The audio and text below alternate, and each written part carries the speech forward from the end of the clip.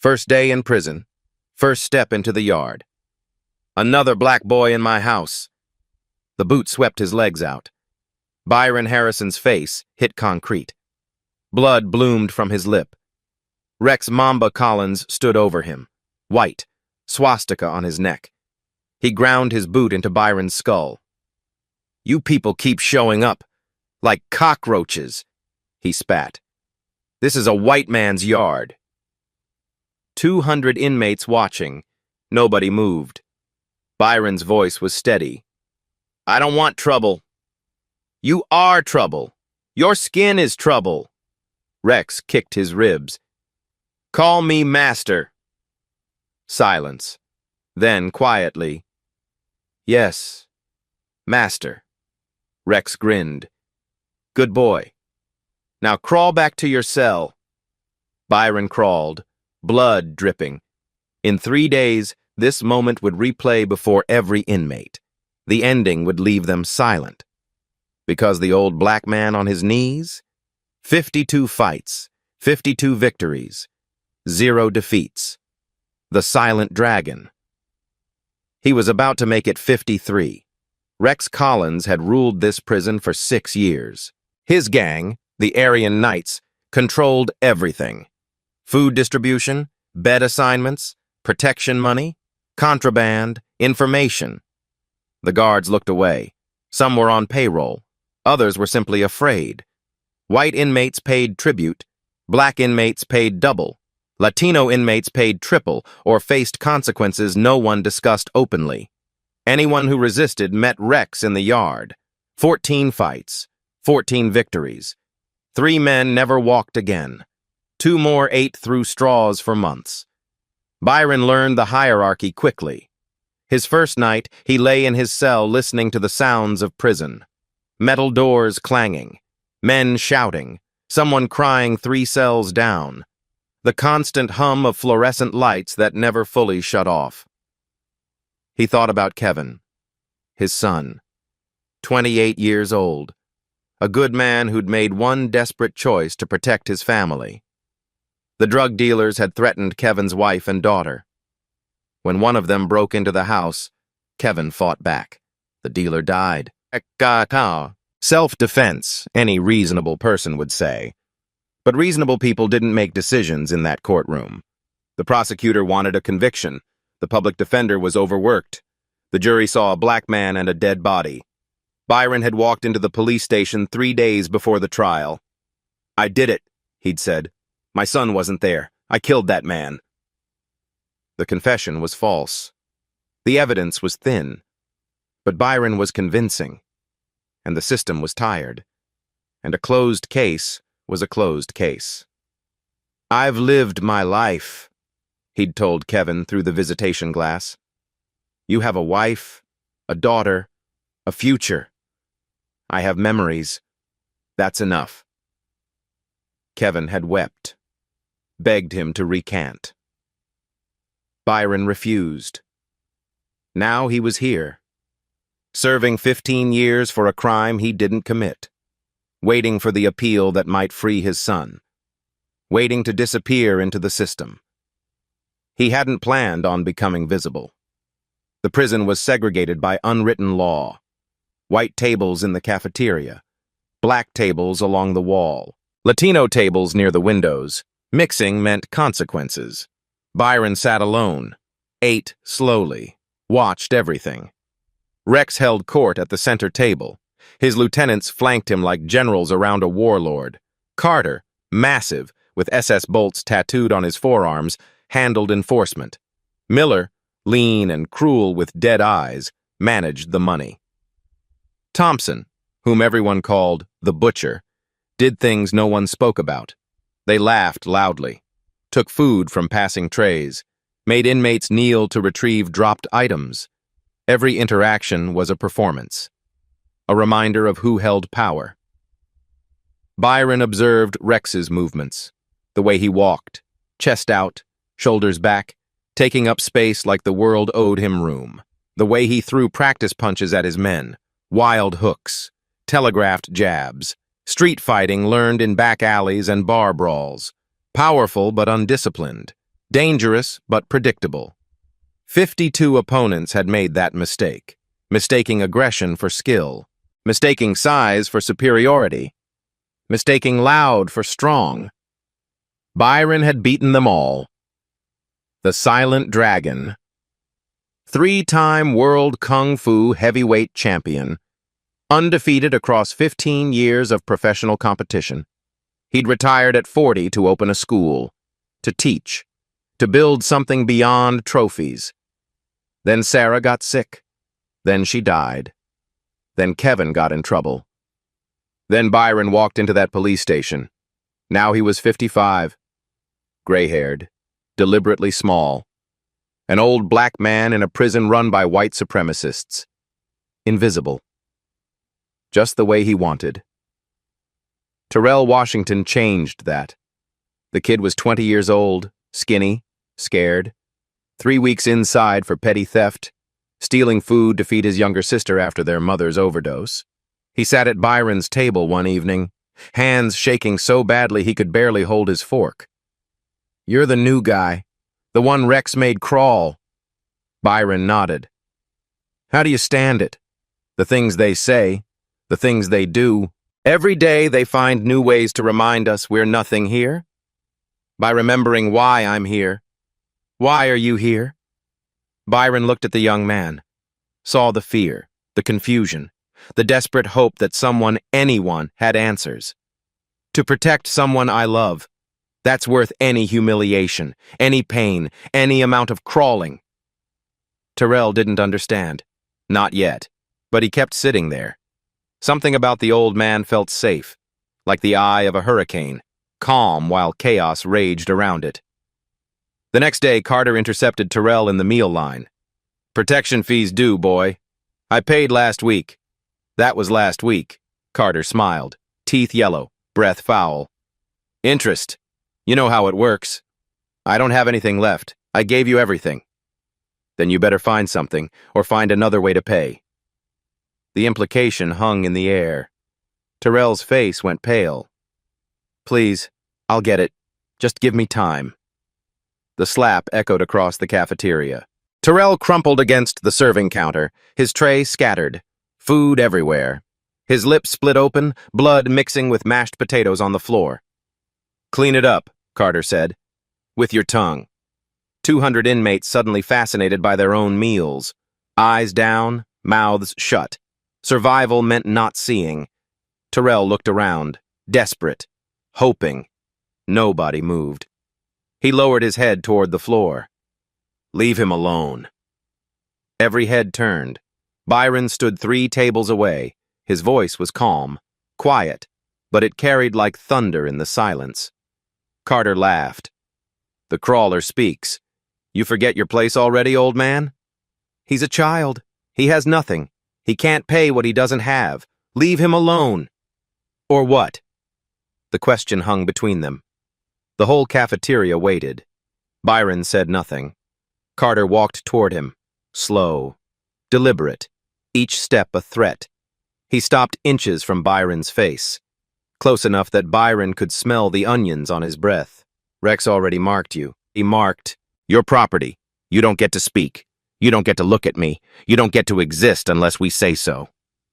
Byron held his gaze, steady, unblinking. "I said leave him alone." Carter's fist came fast. A sucker punch meant to drop him, end the conversation, establish order. Byron moved, slight, almost imperceptible. The fist grazed his cheek instead of shattering his jaw. Carter stumbled forward, thrown off balance by hitting nothing. He caught himself on a table, turned, confusion mixing with rage. The cafeteria went silent. Byron hadn't thrown a punch, hadn't raised his hands. He'd simply moved, like water around a stone. Carter attacked again, wild hook. Byron shifted, straight jab. Byron tilted, overhead smash. Byron stepped. Each time, minimal movement, maximum efficiency. Each time, Carter hit air. "Enough!" Rex's voice cut through the chaos. He strode toward them. The crowd parted like the Red Sea. "What do we have here?" He circled Byron, studying, reassessing. The crawler has some moves. Where'd you learn that, old man? Some ghetto dojo? Some YouTube video? Byron's eyes met his. Calm. Almost sad. I don't want to fight. Nobody asked what you want. Rex grabbed Byron's collar, yanked him close. But you just made things interesting. 3 days. You and me, center of the yard. Everyone watches. And if I refuse, Rex pointed at Terrell. The boy was still on the floor, shaking. Then he takes your place, and I won't be gentle. Byron looked at Terrell, saw the terror, saw the resignation, saw a 20-year-old kid who'd done nothing wrong except be poor and black in the wrong place. Fine. Rex released him, stepped back, grinned. 3 days, old man. Try not to die of fear before then. He walked away. His men followed, laughter trailing behind them like exhaust. Terrell scrambled to Byron's side. Why did you do that? He's going to kill you. You know that, right? He's going to kill you. And Byron helped the young man to his feet, wiped the blood from his lip with a napkin. Some things are worth dying for. Like what? Like making sure a 20-year-old boy doesn't have to lick food off the floor. Like remembering that we're human even when they try to convince us we're not. Words spread like fire through dry grass. By dinner, everyone knew. By lights out, bets were being placed. By morning, the odds were set. 100-1 against Byron. Dead man walking, someone muttered in the yard. Mamba's gonna tear him apart. I give him 30 seconds, maybe less. Shame. Old guy seemed decent. Decent don't mean nothing in here. Strong means something. Decent just means dead. The betting pools grew. Cigarettes, commissary credits, favors. Everyone wanted a piece of the action. Everyone knew the outcome. Rex made a show of it. He set up a training area in the corner of the yard, did pull-ups while his men counted loudly. 100, 150, 200. Each number shouted like a countdown to Byron's destruction. He shadowboxed while inmates gathered to watch. His fists were fast. His combinations were brutal. Hooks that could crack ribs, uppercuts that could shatter jaws. 3 days until I put another black body in the infirmary, he announced, loud enough for everyone to hear. Maybe the morgue. Depends on my mood. Depends on how much he begs. His men laughed. The crowd murmured nervously. Byron spent those 3 days quietly. He worked his laundry detail, folded sheets, sorted uniforms, kept his head down and his hands busy. He ate alone. Same corner, same silence. He watched. Rex's footwork was sloppy. He dropped his left shoulder before throwing his right hook. He telegraphed his jabs with a slight shift of his front foot. He had power but no patience. Aggression but no discipline. 14 fights. 14 wins. All against men who didn't know how to fight.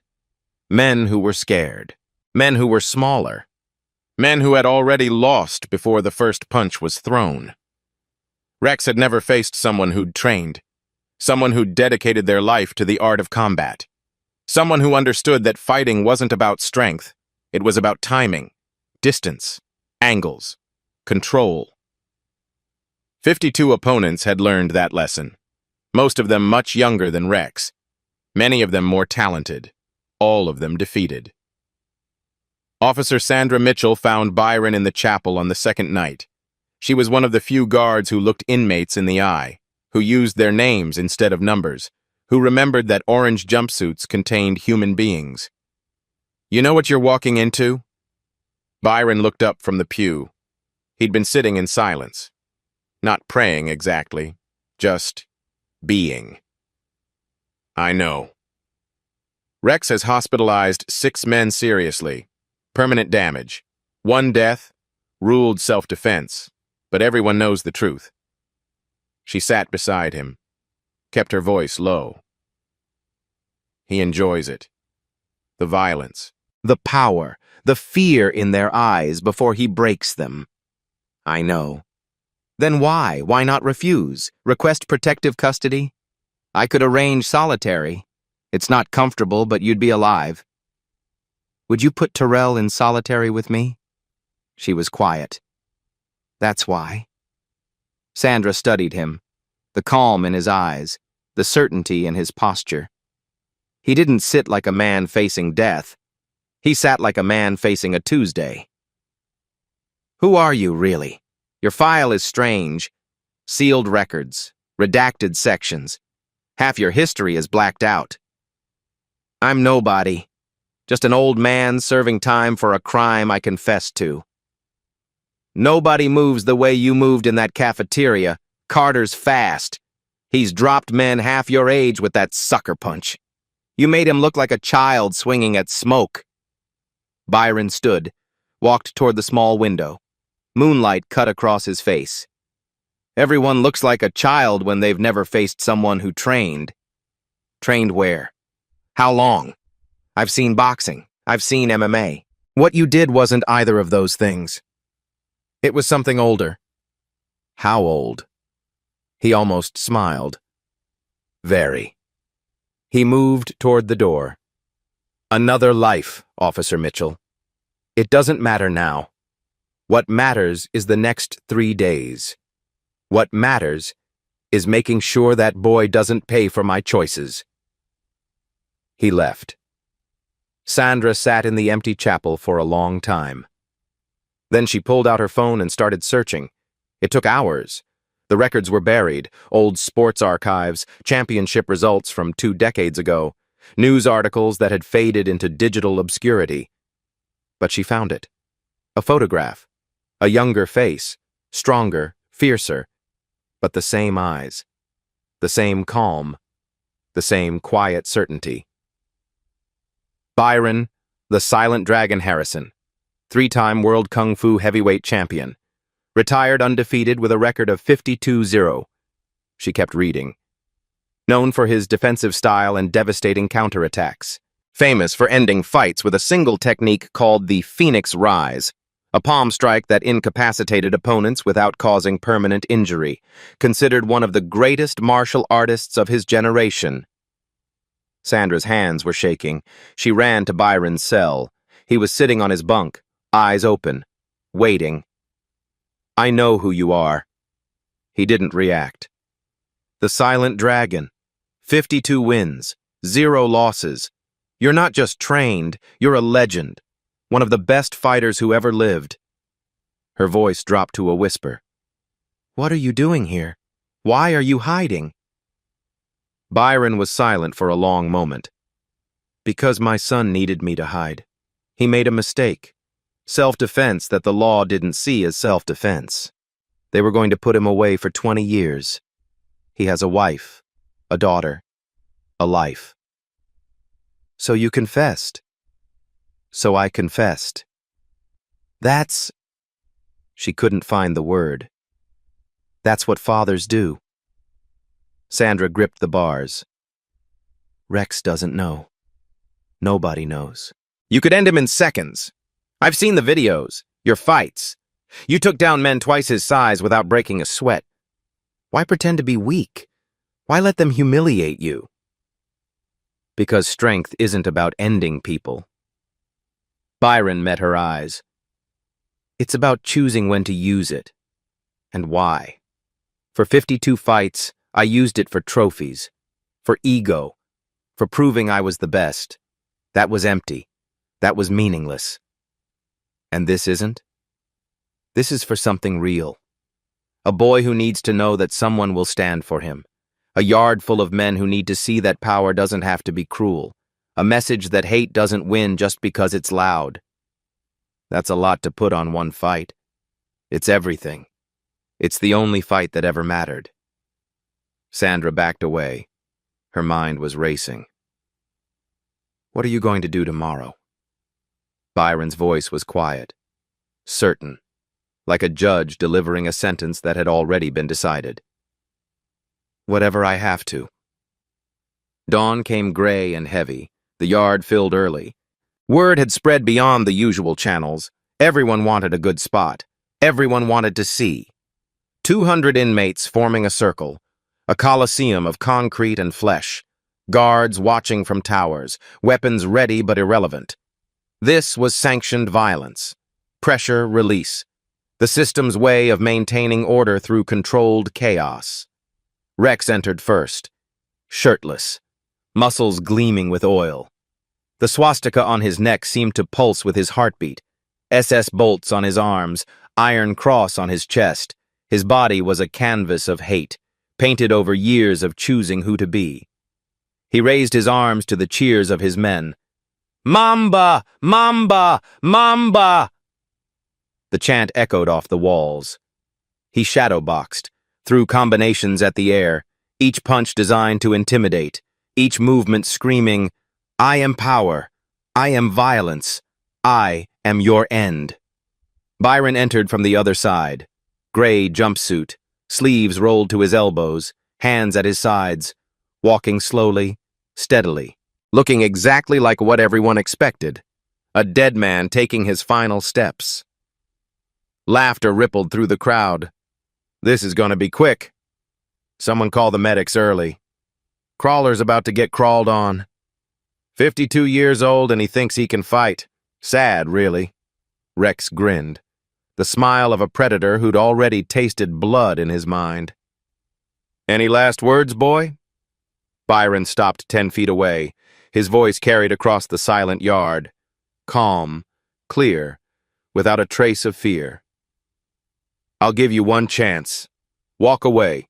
End this peacefully. Change what you're building here. The laughter exploded. Rex doubled over, slapped his knee. Walk away? Walk away! He wiped his eyes. You hear this? The crawler wants mercy. The old black man thinks he can give me a chance. More laughter. His men howled. Byron waited, patient, still. Here's what's going to happen, Rex said, stepping closer. His voice dropped, intimate, terrifying. I'm going to break you, slowly, one bone at a time. First your fingers, then your wrists, then your arms.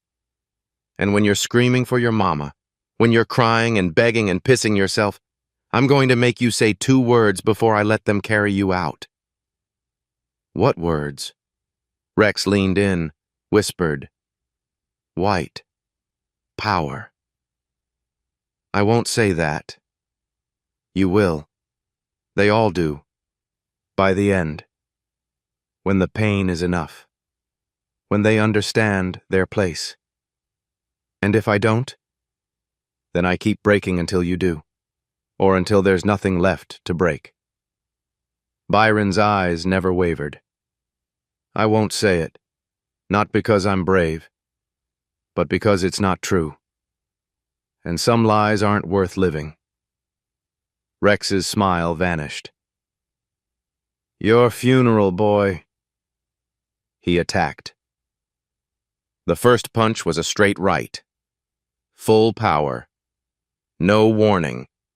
The kind of punch that had ended fights in seconds. That had shattered orbital bones and collapsed cheekbones. It hit nothing. Byron shifted, minimal movement. The fist sailed past his ear close enough to feel the wind. Rex stumbled forward, recovered. Confusion flickered across his face. He attacked again. Left hook, right cross, left uppercut. A combination that had dropped bigger men, faster men, younger men. Each punch found air. Byron moved like water, like smoke, like something that existed in the spaces between moments. He didn't retreat, didn't advance, simply occupied a different space than Rex's fists. The crowd went quiet. What the? How is he doing that? Why isn't he going down? 1 minute passed, 2, 3. Rex was breathing hard. Sweat poured down his face. His arms were getting heavy. His combinations were getting sloppy. Byron hadn't thrown a single punch. Fight back! Rex screamed. Stop running, you coward! I'm not running. And he wasn't. Byron had barely moved from his original position. 3 steps left, 2 steps right, a slight pivot here, a small lean there. That was all. Earl, 60 years old, former professional boxer, 30 years inside, pushed through the crowd. His weathered face had gone pale. I know that defense, he muttered. I know that footwork. I've seen it before. He grabbed the man next to him, shook him. That's the Silent Dragon, 3-time world champion. I watched him fight on TV when I was still free. He moved exactly like that. Nobody could touch him. Nobody. The whisper spread like wildfire. Silent Dragon? World champion? The old black guy? 52-0? Impossible. He's just some old man. Look at him. Look at how he moves. That's not luck. That's mastery. Rex heard none of it. His world had narrowed to this impossible old man who wouldn't fall, who wouldn't bleed, who wouldn't break. Stand still and fight, he charged. Full body tackle, all his weight behind it. Byron sidestepped, extended 1 foot. Rex tripped over it, hit the concrete face first, rolled. Came up with gravel embedded in his cheek and murder in his eyes. I'm going to kill you. You can't hit what you can't see. Byron's voice was still calm, still quiet.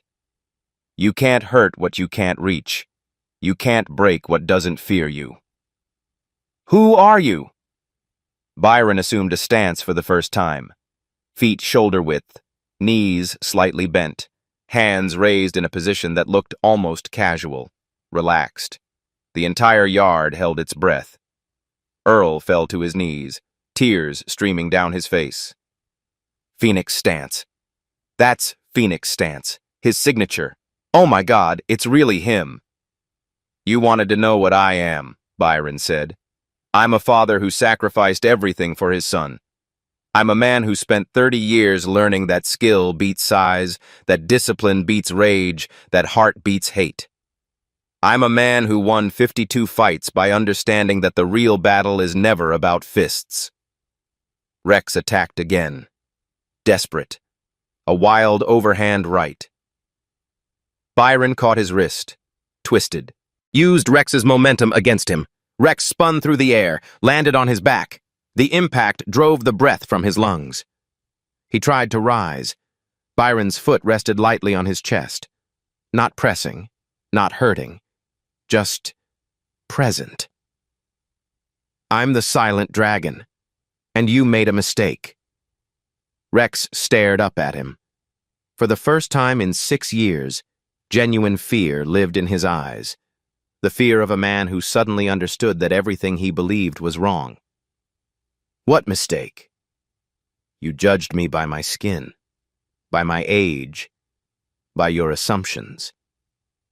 Byron's voice softened. You saw a black man and saw weakness. You saw gray hair and saw frailty. You saw someone crawling and saw someone broken. He removed his foot, stepped back. Get up. Rex scrambled to his feet, fists raised, trembling now. This doesn't change anything. You're still... Still what? Still black? Byron's voice was sad now, heavy with something old. Yes, I am. And I've faced men like you my whole life. Men who hate what they don't understand. Men who fear what they can't control. Men who make themselves big because they feel so small inside. I'm not afraid of you! Yes, you are. You've been afraid your whole life. That's why you need the tattoos, the gang, the throne. You're so afraid of being nothing that you became this instead. Rex charged one final time, everything he had, everything he was. A lifetime of hate and fear compressed into one desperate attack. Byron moved. One motion, circular, rising. His palm struck Rex's chest. Phoenix rise, the signature technique, the one that had ended 40 of his 52 professional fights, The one that channeled an opponent's momentum into a single devastating point. The one that masters spent decades trying to perfect. Rex flew backward, 6 feet through the air. He hit the ground and didn't move, not unconscious, not dead, but unable to move. His nervous system had simply paused. Every signal from brain to muscle interrupted by the precision of that strike. Silence. Complete. Total. Absolute. 200 inmates staring at an old black man standing over their fallen king. Earl was sobbing now. One touch. He ended Mamba with one touch. I told you all.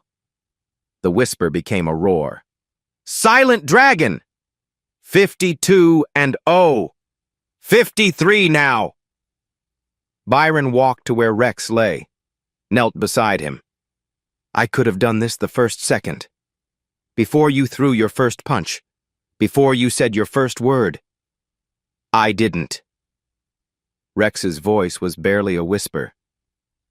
Why? Because hurting you was never the point. Beating you was never the goal. Byron's eyes held his. I wanted you to understand. Understand what? That the man you called boy, the man you made crawl, the man you spat on and kicked and promised to destroy, he showed you mercy. Not because he was weak, but because he was strong enough to choose. A tear leaked from the corner of Rex's eye. Why?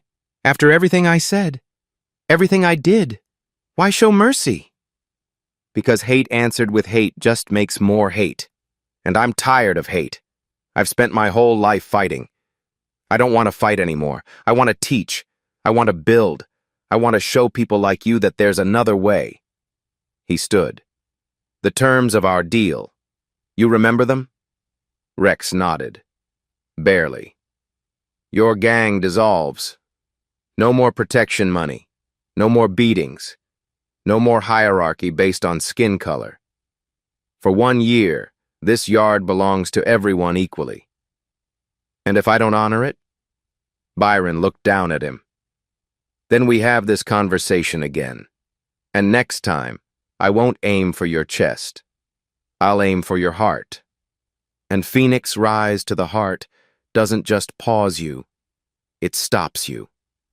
Permanently. He turned and walked away. The crowd parted before him. Silent. Reverent. The silent dragon had risen, and nothing would be the same. Rex lay on the concrete for a long time. His men didn't help him. They stood frozen, uncertain. The hierarchy they'd built, white over black, strong over weak, hate over humanity, had crumbled in 3 seconds. Finally, Carter stepped forward, extended a hand. Rex stared at it, then took it, rose to his feet on shaky legs. His body still wasn't responding properly. The Phoenix Rise had disrupted something fundamental. His hands trembled, his vision blurred at the edges. But worse than the physical effects was the psychological devastation. He'd lost. Not just the fight, not just his reputation, not just his power. He'd lost his certainty, his worldview, his identity. For 6 years, he'd believed that power came from domination, that strength came from cruelty, that his skin color made him superior to men with darker skin. An old black man had just dismantled all of it without breaking a sweat. The yard dispersed slowly. Conversations hummed. The story was already being told and retold, embellished, mythologized. Did you see it? 1 touch. The old guy's a legend, world champion. 52 fights, never lost, now 53. Mamba didn't land a single punch. Not one. Silent Dragon. They call him the Silent Dragon. Byron found Terrell waiting outside the cell block. The young man's eyes were wide, wet. Something that looked like hope lived in them for the first time since he'd arrived. You did that. For me. You risked everything. I did it for everyone. You just happened to be the reason. I don't understand. Byron put a hand on his shoulder. You don't have to understand. Just remember. Remember that someone stood for you. And when you're able, when you're strong enough, stand for someone else. That's how it works. That's how we survive. What happens now? Rex's gang? They'll come after you. After both of us. No, they won't. How do you know? Because men follow power. And power just changed hands. He was right. By evening, the first defections began. White inmates who'd been pressed into the Aryan Knights, who'd joined out of fear rather than conviction, started distancing themselves. Black inmates who'd been paying double protection walked the yard without looking over their shoulders. The invisible lines that had segregated the cafeteria began to blur. Not disappear, not yet. Change takes time. But blur. Sandra found Byron in the chapel again that night. You could have killed him. Yes. Why didn't you? Because killing is easy. Living with killing is hard. And because dead men don't change. They just stop.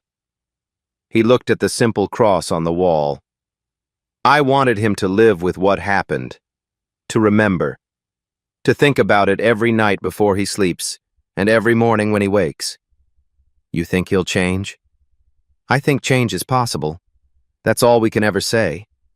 I planted a seed. What grows from it is up to him.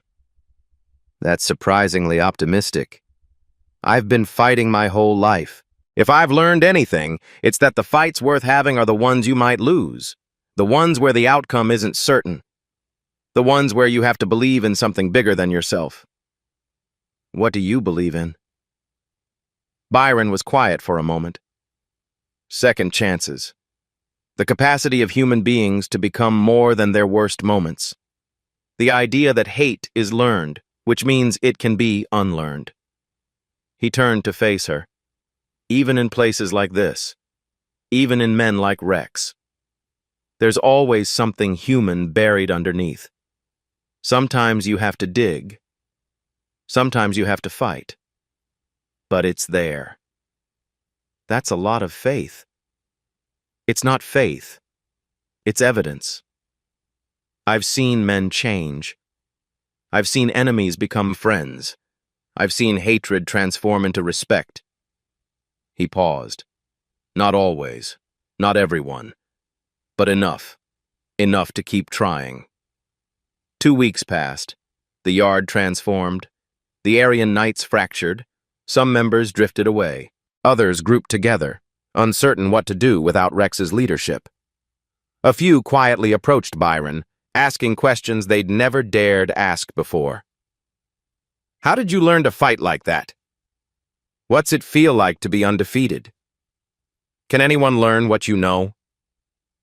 Byron answered them all with patience, with honesty, with the same calm that had defined his entire career. Anyone can learn. It just takes time, discipline, the willingness to be bad at something before you're good at it. Would you teach us? He looked at the men asking, white, black, Latino, all of them carrying wounds, physical and otherwise, all of them searching for something they couldn't name. Yes, I'll teach anyone who wants to learn. The classes started small. Terrell, 2 other black inmates who'd been terrorized by Rex's regime. Then, surprisingly, Carter. The big man approached Byron after the 3rd session. I want in.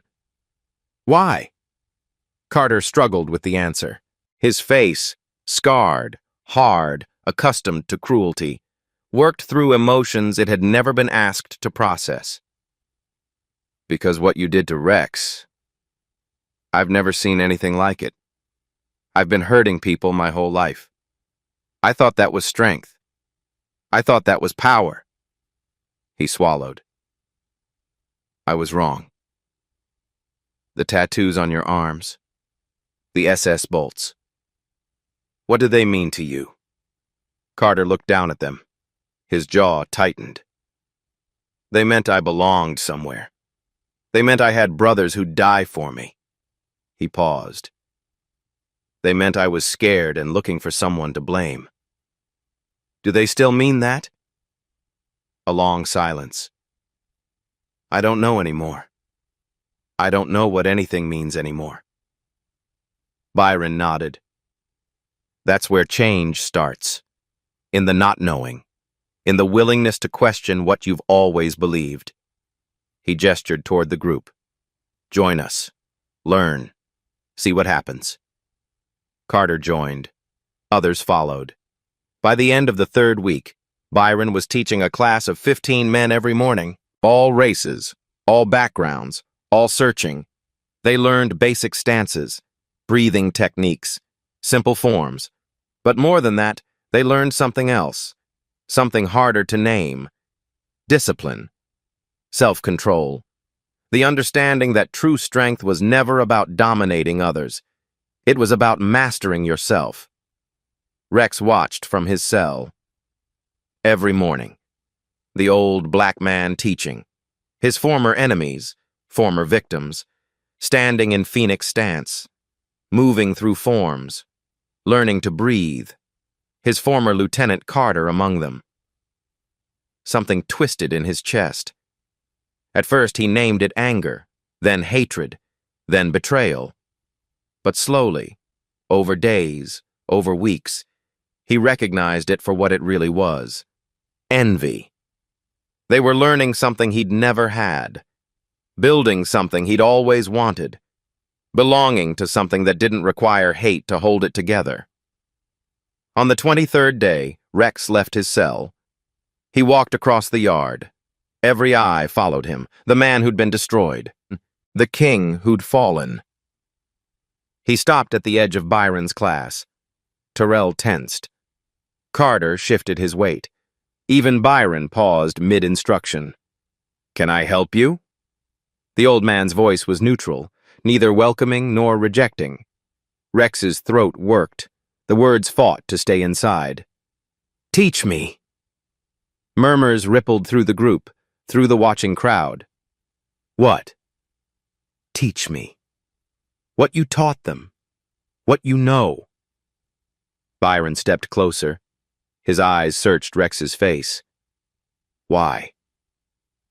Because... Rex struggled. His whole body resisted what he was about to say. Because I've been fighting my whole life, and I never knew what fighting actually meant. I thought it was about hurting people, making them afraid, making myself feel powerful. And now? Now I don't know what I think. But what you did to me, that wasn't about hurting. That was something else. Something I don't have words for. Control. What? What you saw. What you felt. It was control. Over myself. Not over you. Byron's voice softened slightly. The Phoenix Rise could have killed you. Should have, by all physical logic. But I chose where to direct it. I chose to stop you without destroying you. Why? After everything I said, everything I did to you, to people like you. Because destruction is easy. Anyone can destroy. It takes nothing. No skill, no discipline, no courage. Creation is hard. Transformation is hard. Giving someone a chance they don't deserve is the hardest thing of all. Rex's eyes dropped to the ground. I don't deserve a chance. No, you don't. But that's what makes mercy meaningful. If you deserved it, it wouldn't be mercy. It would just be justice. A long silence stretched between them. The tattoos, Byron said finally. What will you do about them? Rex's hand went to his neck, the swastika he'd worn like a badge of honor, the symbol of everything he'd built his identity around. I want them gone, all of them. I've wanted them gone since I hit that concrete. His voice cracked. They don't mean what I thought they meant. They don't make me strong, they just make me marked. Removing them won't change who you were. I know, but maybe it's a start. Maybe it's a way to say that who I was isn't who I have to be. Byron considered this, weighed it. Then he stepped aside, gestured to an open spot in the group. Phoenix stance, feet shoulder-width apart, knees slightly bent, hands here. Rex hesitated, looked at the other students. Terrell, the boy he'd terrorized. Carter, his former lieutenant. Men he'd hurt, men he'd degraded. They looked back at him, uncertain, wary, but no one objected. He took his place among them, and for the first time in his life, Rex Collins started to learn. The days blended together. Byron taught. Rex learned. Slowly, painfully. His body fought against the new movements. His mind fought against the new ideas. But he kept showing up. Every morning. Same spot. Same stance. He stopped giving orders. Started asking questions. He stopped taking food from others. Started sharing what he had. He stopped demanding fear. Started earning something else. Respect was too strong a word. But something was shifting. In the yard, in the men, in Rex himself. Sandra watched it all with amazement. "I've worked in prisons for 15 years, she told Byron one evening. "I've never seen anything like this. You're changing the entire ecosystem." "I'm not changing anything. They're changing themselves. I'm just showing them it's possible." "You're too humble. I'm too honest. Change comes from within. Always. All I did was crack the door open. They're the ones choosing to walk through." "Will it last? When you leave?" Byron was quiet. His appeal was coming. Kevin's conviction had been overturned. The real killer, one of the other dealers, had confessed. Soon, Byron would be free. "I don't know. Maybe it falls apart the day I walk out. Maybe Rex goes back to being Mamba. Maybe the Aryan Knights reform. Maybe all of this was just a pause, not a change." "That doesn't worry you?" "No. Because even if it falls apart, something happened here. These men saw something different. They experienced something different. That memory doesn't disappear. It stays with them forever. And maybe, years from now, when they're faced with a choice, hate or hope, destruction or creation, maybe they remember this moment. Maybe it tips the scale. That's a lot of faith in human nature. It's all the faith I have left, and it's enough." Byron's last day in the yard. Word had spread. The silent dragon was leaving. The appeal had gone through. The charges had been dropped. They gathered without being asked. Not 200 men this time. Not everyone cared. Not everyone had changed. But enough. 50, 60. White and black and brown standing together in a way that would have been impossible a month ago. Byron stood in the center. Rex stood beside him. The swastika on Rex's neck was gone now. Raw skin remained, red and healing. It had cost him 6 months of commissary credits and hours of pain. But it was gone. "Most of you know what happened 4 weeks ago," Byron began. His voice carried easily in the morning quiet. "A man who hated me for my skin tried to break me. Instead, something else broke. Something that needed breaking." He looked at Rex. "This man called me boy, made me crawl, spat on me, promised to destroy me because of the color of my skin. He represented everything I've fought against my whole life." The crowd was silent, listening. Today, this same man is my student. He stands here with his hate literally burned off his body. He's learning what I know. Not to hurt people, but to control himself. Not to dominate, but to discipline. Not to hate, but to choose. Byron placed his hand on Rex's shoulder. "I'm leaving tomorrow, but he's staying. And he's going to keep teaching. He's going to take what I've shown him and pass it on. To anyone who wants to learn. Black, white, anyone." Murmurs rippled through the crowd. "That's the deal we made. Not the one about the gang. That was just the beginning. The real deal is harder. It's about becoming someone new, someone better, someone who can look at another human being and see human first. Rex stepped forward. His voice was rough, uncertain. Public speaking had never been his strength. Public vulnerability had never been his practice. Most of you know me as Mamba. You know what I did, what I stood for, what I believed. He paused, swallowed. I was wrong. About all of it. I spent 32 years building my identity around hate, believing that my skin made me better, that hurting people made me strong, that fear was the same as respect. He looked at Byron. This man showed me different. He could have killed me.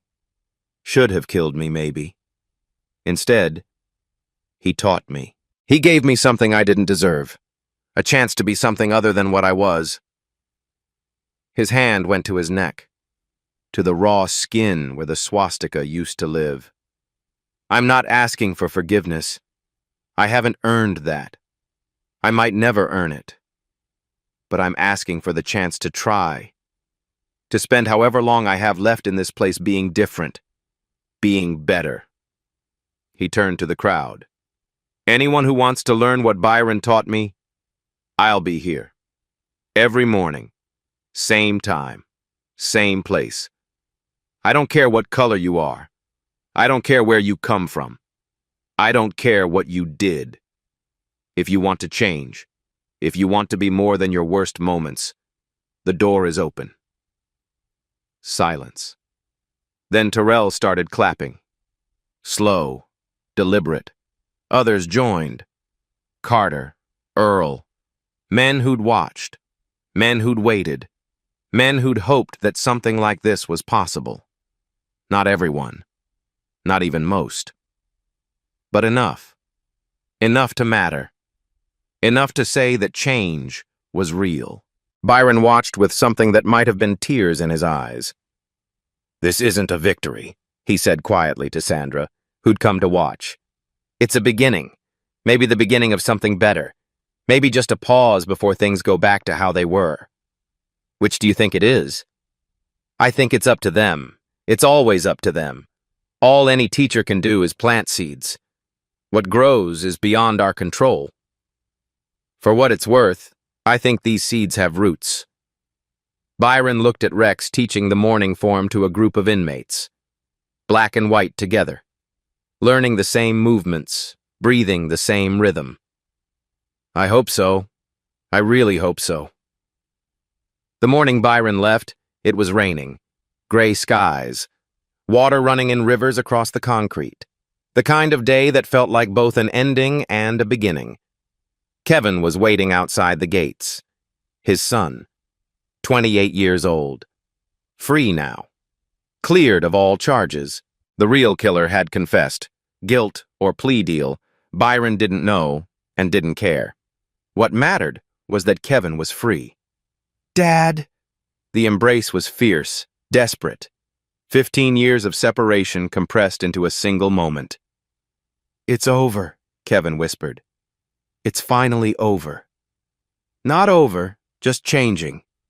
Life doesn't end, son. It just changes. They walked to the car. Byron paused at the door. Looked back at the prison one last time. Somewhere in there, Rex was teaching morning forms. Terrell was learning Phoenix stance. Carter was struggling with breathing techniques. Earl was watching it all with tears in his eyes. Something had been built, something fragile and new and uncertain. Something that might survive, might grow, might become more than he'd ever imagined, or might crumble the moment he left. That was the nature of seeds. You planted them and hoped. That was all you could do. Dad, you okay? Byron turned back to his son, smiled. I'm okay, let's go home. Let's go. They drove in silence for a while. The prison shrinking in the rearview mirror. The world expanding before them. I heard what you did in there, Kevin said finally. The fight, the teaching, everything. It's all anyone talks about. The silent dragon returns. People like stories. It's more than a story. You changed things, in a place where nothing ever changes. I showed them something different. Whether they change is up to them. It's always up to them. Do you think they will? The gang leader? Rex? Do you think he's really different? Byron watched the rain streak across the window, thought about Rex's face as he removed his stance, the uncertainty, the fear, the fragile hope. I think he's trying. That's more than most people ever do. Most people never question what they believe, never consider that they might be wrong. Rex questioned. He reconsidered. He took the first step. And if he falls back? Goes back to being what he was? Then he falls back. Then I was wrong about him. But at least he had the chance. At least someone believed in him enough to offer it. You're more forgiving than I would be. I've had 52 fights to learn something, son. Every opponent I ever faced. They were all like Rex in some way. Scared, angry, looking for something to prove. Every one of them was a human being who'd made choices that led them to that moment. Some of them were good people who'd made bad choices. Some were bad people who'd never been shown another way. He turned to look at Kevin. Hate is easy. It requires nothing. You just look at someone and decide they're less than you. But understanding, that's hard. That requires seeing past the surface, seeing the fear behind the hate, the pain behind the cruelty, the human behind the monster. Is that what you saw in Rex? The human behind the monster? I saw a scared little boy who'd built a fortress of hate because he didn't know how else to survive. I saw someone who'd never been offered kindness and didn't know how to respond to it. I saw myself, in some ways, the person I could have become if different choices had been made. You're nothing like him. I could have been. If my father hadn't taught me discipline, if my mother hadn't taught me compassion, if I hadn't found martial arts and learned that true strength is restraint, not violence. He paused. I had advantages Rex never had. It's not fair to judge him for who he became when he started with so much less. Kevin shook his head. I don't know if I can be that understanding. You don't have to be. Not yet. Understanding comes with time, with experience, with enough fights to realize that winning isn't the point. Byron smiled. You have your whole life ahead of you. You'll learn. What will you do now? Go back to teaching? Maybe. Maybe something different. I've spent my whole life fighting and teaching fighting. Maybe it's time to teach something else. Like what? Like what I learned in that prison, that enemies can become students, that hate can become hope. That change is possible, even in the darkest places, if someone is willing to plant the seed. They drove on. 3 months later, a letter arrived. Sandra's handwriting. Byron opened it in the small apartment he'd rented. Simple. Quiet. A place to rebuild. Dear Byron, I thought you'd want to know what's happening inside. Rex kept his word. The classes continue. Every morning, rain or shine, he has 30 students now. Black, white, Latino, all training together. The guards don't know what to make of it. He got all the tattoos removed, every one. His arms, his chest, his neck, all clean.